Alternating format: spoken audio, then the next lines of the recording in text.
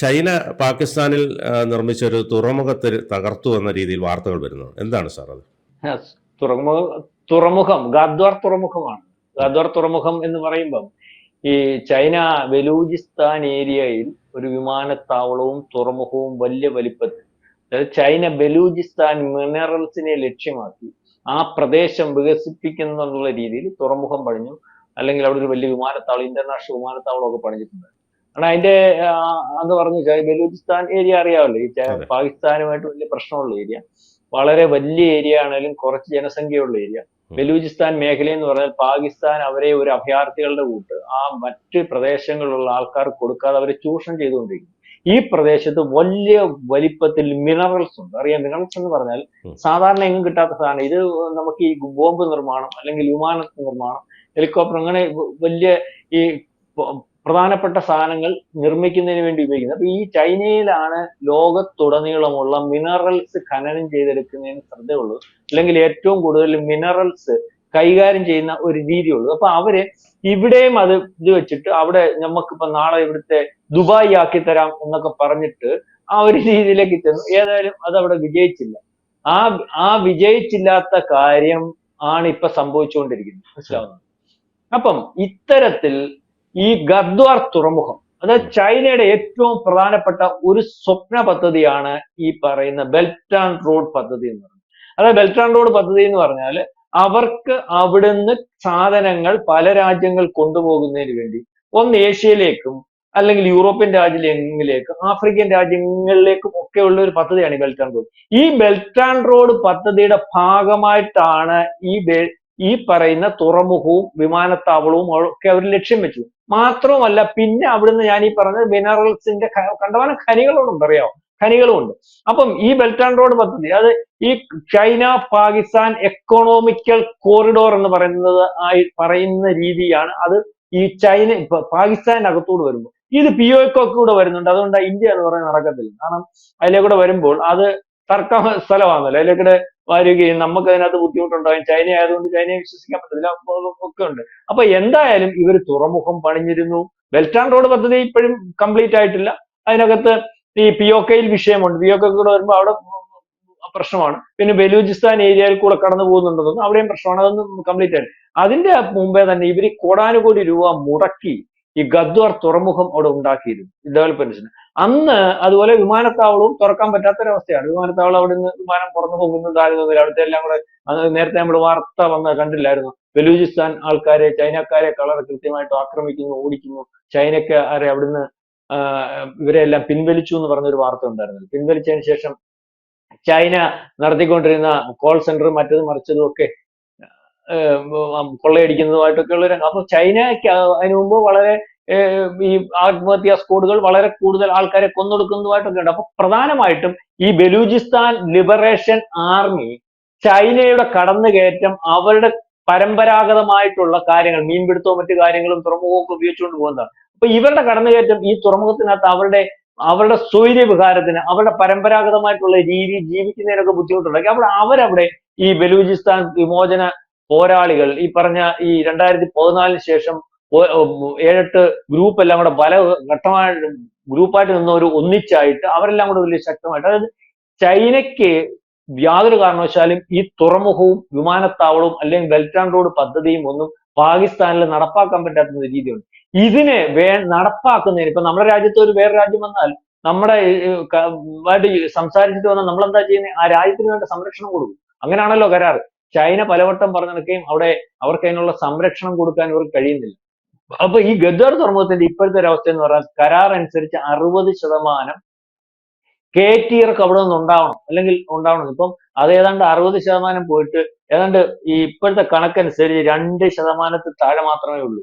അതായത് 1 million ton മാത്രമാണ് അവിടുന്ന് കയറ്റിയിറക്ക് വരുന്നത്. ഏതാണ്ട് കറാച്ചി തുറമുഖത്തിൽ അത് ഏതാണ്ട് 65 മില്യൺ, നമ്മുടെ ബോംബെയിലെ തുറമുഖത്തിൽ അതിന്റെ 75 മില്യനും ഒക്കെ വരുന്നുണ്ട്. അപ്പം ആ രീതിയിലേക്ക് കാര്യങ്ങൾ വളരെ പരാജയത്തിലാണ്. അതുപോലെ ഞാൻ ഈ പറഞ്ഞത് പൊതുമേഖലയിലുള്ള കയറ്റുമതിയുടെ കാര്യമാണ്. അതുപോലെ കാർഗോ യുടെ രീതിയിൽ വരുമ്പോഴും ഒക്കെ അവിടെ ഏറ്റവും പുറകിലാണ്. അതായത് നടത്തിക്കൊണ്ട് പോകാൻ പറ്റാത്ത രീതിയിലേക്ക് ആ തുറമുഖം പുറകോട്ടടിച്ചു. അതായത് പൂർണ്ണമായിട്ടും തകർന്നിരിക്കുന്നു എന്ന് വേണം കഴിയാൻ. അതായത് അതിന്റെ പ്രധാനപ്പെട്ടതായിട്ട് 3 കാരണങ്ങൾ അവർ പറയുന്നത്. ഒന്ന്, ഈ പറയുന്നത് പോലെ ഗദ്ദാർ തുറമുഖത്തിലെ വാണിജ്യ സാധ്യതയില്ല. വാണിജ്യ സാധ്യത ഉണ്ടാവണമല്ലോ. ഒരു തുറമുഖത്തിനകത്ത് ഒരു കപ്പൽ വന്ന് പോകണമെങ്കിൽ അതിനുള്ള സാധ്യത ഒരുക്കണം. ഈ സാധ്യത ഒരുക്കാൻ വേണ്ടിയാണ് ബാക്കിയുള്ള കാര്യങ്ങളൊക്കെ ചെയ്യുന്നത്. സാധ്യത ഒരുക്കാൻ വേണ്ടിയാണ് അവർ ഈ മൈനുകൾ അല്ലെങ്കിൽ മറ്റു കാര്യങ്ങൾ മിനറൽസ് ഒക്കെ ഖനനം ചെയ്തെടുക്കുന്നതിന് വേണ്ടി. ഇതൊന്നും അവിടെ നടക്കുന്നില്ല. രണ്ടാമത്, സുരക്ഷ ഏർപ്പെടുത്താൻ പറ്റുന്നില്ല. സുരക്ഷ എന്ന് പറഞ്ഞാൽ ഞാൻ മുമ്പേ പറഞ്ഞില്ലേ, ബലൂചിസ്ഥാൻ മേഖലയിൽ അല്ലെ ബലൂചിസ്ഥാൻ ആർമി അവിടെ ഇറങ്ങാൻ സമ്മതിക്കത്തില്ല. എയർപോർട്ട് ഓപ്പറേറ്റ് ചെയ്യാൻ പറ്റത്തില്ല, ഈ തുറമുഖവും ഓപ്പറേറ്റ് ചെയ്യാൻ പറ്റത്തില്ല. കാരണം അതേ രീതിയിൽ ശക്തമാണ്. അവരേത് ഇപ്പൊ നമ്മൾ അറിയുന്ന ശരിയാണെങ്കിൽ, നമ്മളൊക്കെ വാർത്ത ചെയ്യുന്നതൊക്കെ ശരിയാണെങ്കിൽ അത് അവരുടെ പ്രദേശം മൊത്തം ബലൂചിസ്ഥാൻ ഏരിയ അവരുടെ കയ്യിലാണെന്നാണ് പറയുന്നത്. അപ്പൊ അതേ രീതിയിലേക്കൊക്കെയാണ് കാര്യങ്ങൾ.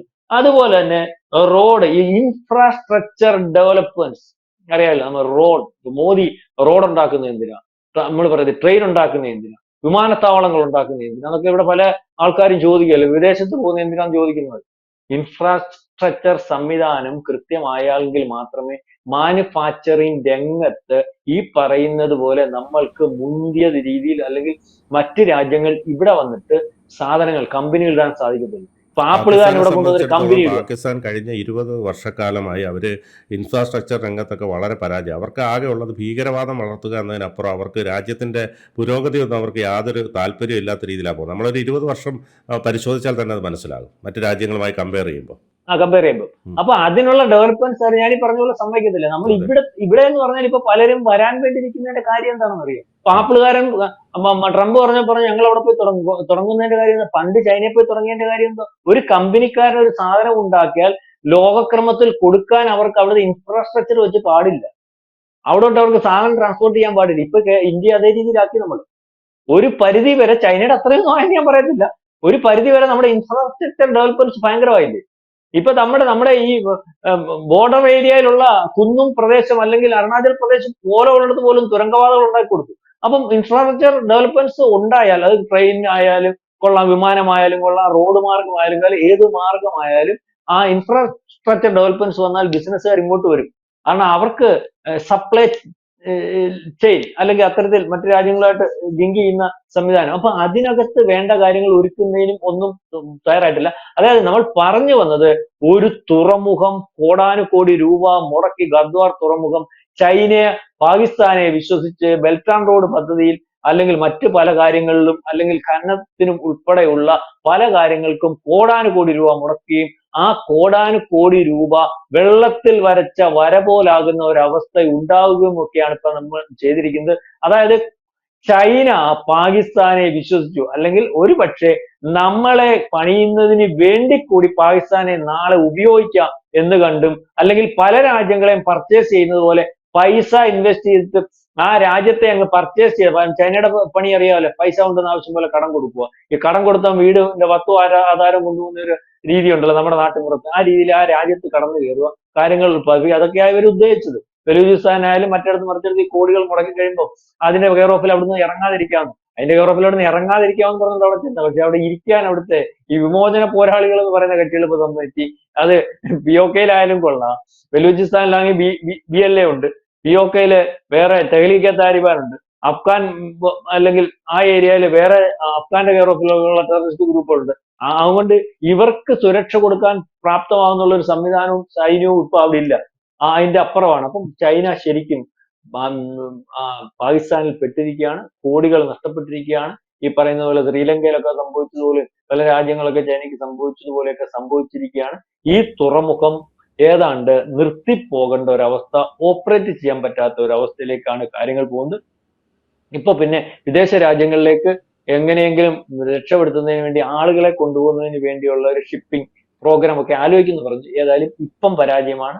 നാളെയും അത് നടത്തിക്കൊണ്ട് പോകാൻ ബലൂചിസ്ഥാൻ ആർമി വേണ്ട രീതിയിൽ ഒരുക്കങ്ങൾ വരുത്തുമെന്ന് തോന്നുന്നില്ല. അതാണ് ഇപ്പോഴത്തെ അവിടുത്തെ അവസ്ഥ. കൂടുതൽ വാർത്തകളും വിശേഷങ്ങളും നിങ്ങളിലേക്ക് എത്താൻ ABC മലയാളം സബ്സ്ക്രൈബ് ചെയ്യുക, ബെൽ ബട്ടണും അമർത്തുക.